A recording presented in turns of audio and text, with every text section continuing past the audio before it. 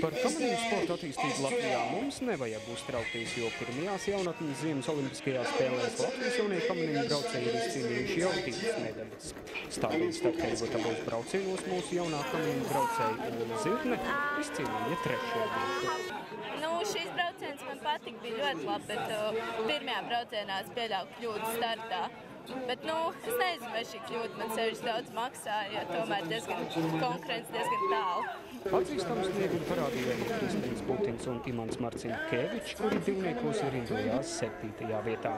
Jaunie kamaņu sportisti ir sagādājuši patiešām skaistu pārsteigumu, kā izskatās viens no jauniešu treneriem Mārtiņš Rubenis.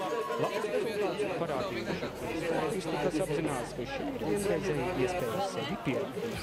Olimpisko sacensību programma vēl nav pusē, tāpēc no mūsu jauniešiem gaidīsim arvien jaunus pārsteigumus.